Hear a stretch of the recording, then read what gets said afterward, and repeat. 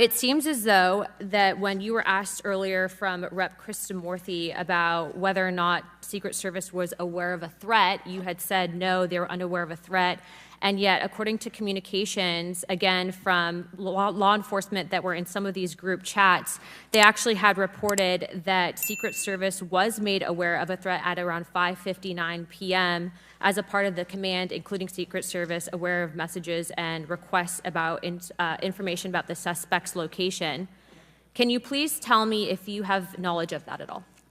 Again, I think we're conflating the difference between the term threat and suspicious. But you guys did have knowledge at 5:59 p.m. according to those group chats, did you not? What you just watched was one of the most uncomfortable exchanges on Capitol Hill in a long time, and honestly, it needed to be. Representative Paulina Luna did what too many people in Washington avoid. She demanded clear answers from the Secret Service director and refused to accept vague language, scripted responses, or word games. This was not about showmanship. This was about accountability. When a member of Congress is asking basic questions like who approved security, who was responsible, and whether warnings were ignored, and the answers keep coming back as, I don't know, I can't say, or the FBI is handling it, that should concern everyone watching. This hearing was not about party politics. It was about transparency, responsibility, and whether the people tasked with protecting leaders and civilians actually know what is happening inside their own agency.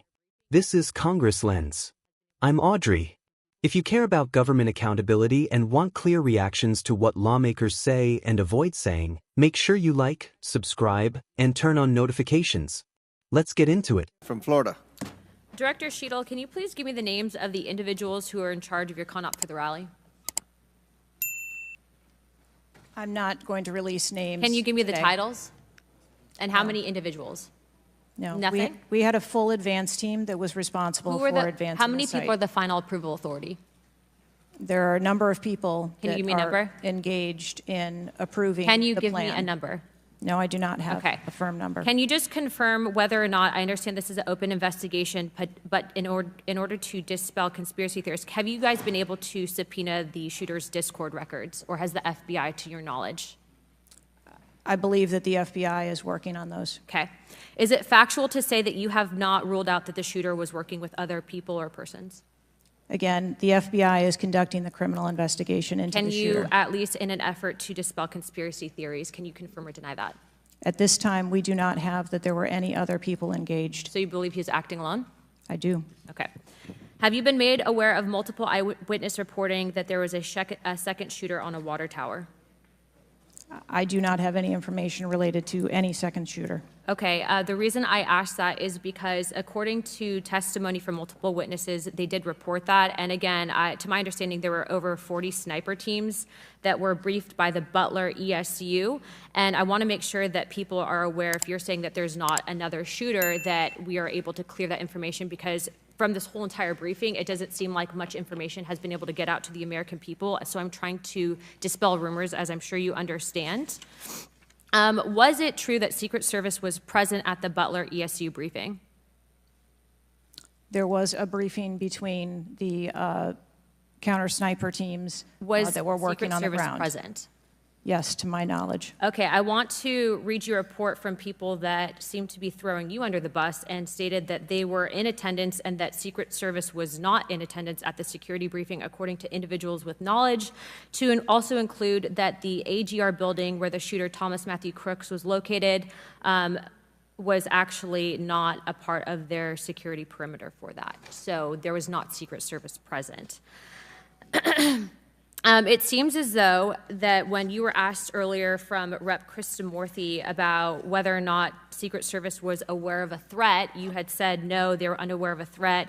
And yet, according to communications, again, from law enforcement that were in some of these group chats, they actually had reported that Secret Service was made aware of a threat at around 5:59 p.m. as a part of the command, including Secret Service, aware of messages and requests about information about the suspect's location. Can you please tell me if you have knowledge of that at all? Again, I think we're conflating the difference between the term threat and suspicious But you guys did have knowledge at 5:59 p.m. according to those group chats, did you not? of a suspicious individual. Okay. Chairman, in my opinion, according to some of the testimony today, I feel that you have perjured yourself in some instances, and so I'm going to ask for a full review of the transcripts by staff, and if you find that to be the case, I do ask that you bring perjury charges against the director. I will say this, it is very frustrating, and I've talked to my colleagues and we've said it to your face, that you have been up here basically stonewalling our ability to get the answers to the American people. And what I will also say is that every single member of Congress does not feel safe with you in charge. You have heard that, and I think that we are all sitting ducks with you in directing the Secret Service currently. But more importantly, it sends a message to our adversaries that we are not protected, and we are one of the strongest countries in the world, so you have essentially made us a less safe country because of it. As a result of that, I'm asking you to formally step down. I share my same opinions as my Democrat colleagues. And I also think that your efforts to bring forward a full investigation and report in 60 days is unacceptable.